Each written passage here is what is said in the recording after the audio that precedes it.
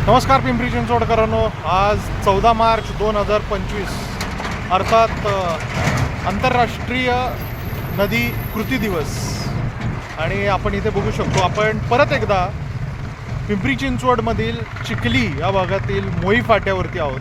आणि हे जे दिसतंय हे सगळं अनट्रीटेड सिवेज वॉटर हे पिंपरी चिंचवड हद्दीतनं किंवा पिंपरी चिंचवड महानगरपालिकेकडनं हे माझ्या इंद्रायणी नदीमध्ये सोडलं चाललं आहे.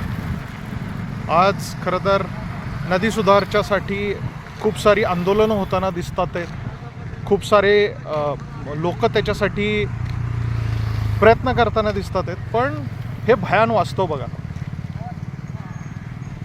हे भयान वास्तव एवढ्यासाठी म्हणायचं आहे की इंद्रायणी नदीला जिथे हा रामझरा किंवा राम ओढा येऊन इंद्रायणी नदीला मिळतो, याच्याच वरती अगदी अर्ध्या किलोमीटरवरती पिंपरी चिंचवड महानगरपालिकेचा 3 MLDचा STP प्लॅन्ट आहे. आणि असं असताना देखील नदीची अवस्था बघू शकता.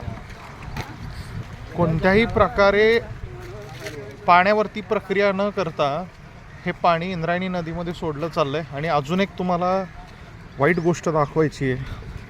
या ठिकाणी एक जनावर दिसतंय. आणि हे जनावर काय माहिती,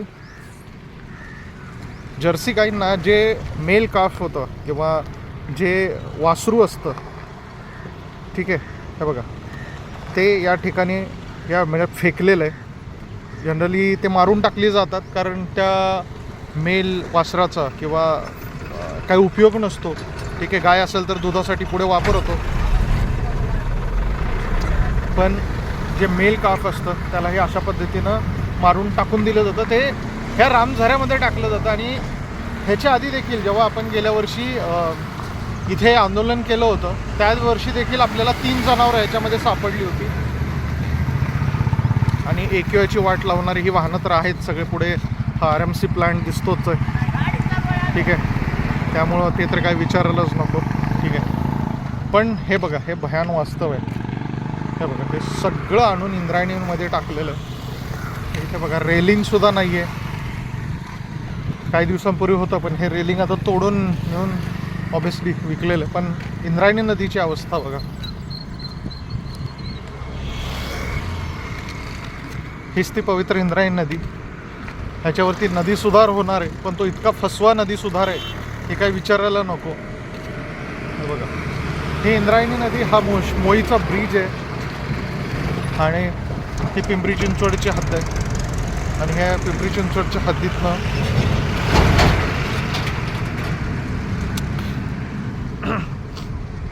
म्हणजे इतकी दुर्गंधी आहे, ही नदी आहे इतकी दुर्गंधी आहे की तोंडसुद्धा उघडं असं वाटत नाही आहे.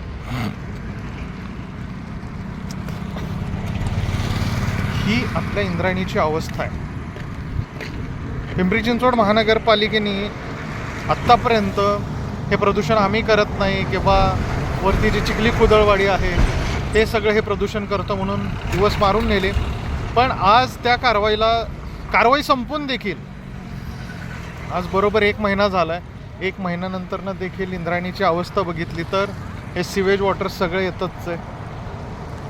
या निमित्तानं पिंपरी चिंचवडचे आयुक्त शेखर सिंग आणि पिंपरी चिंचवड पर्यावरणचे सर्व संजय कुलकर्णी यांना हा एक प्रश्न करावासा वाटतो. इंद्रायणी नदीच्या ह्या अवस्थेला जबाबदार कोण? आम्ही याबाबत अनेक तक्रारी केल्या, पत्रव्यवहार केला, RTIs टाकले, पण त्याला कुठे उत्तरं नाही. पण या निमित्तानं आमच्या सो कॉल्ड NGO प्रतिनिधी किंवा पर्यावरण तज्ज्ञ लोकांना देखील आमचं ह्याच्यामध्ये एक विचारणं आहे की बाबांनो, तुम्ही काय केलं? 2018 ते 2024पर्यंत नदी सुधारचा एक प्रकल्पाचं DPR बनत होता, ज्याच्यामध्ये तुम्ही प्रशासनाबरोबर तुम्हाला ह्या वास्तव दिसलं नाही का? हे 2018 आपण हा विषय मांडतोय. पण त्याच्याबाबत आमच्या NGOs ज्या DPR तयार करताना होत्या ते याच्याबाबत बोलायला तयार नव्हते. अर्थातच त्यांना पद, पुरस्कार आणि बाकीचे पालिकेची कामं मिळतात, त्यामुळे ते गप्प असतील. पण आपण बोलत राहूया. नदीची ही अवस्था आपण लोकांपर्यंत पोहोचवण्याचा 100% प्रयत्न करूया. इंद्रायणी नदीवरनं मी प्रशांत राऊळ, ग्रीन आर्मी, पिंपरी चिंचवड. धन्यवाद. जय हिंद. जय महाराष्ट्र, जय पर्यावरण.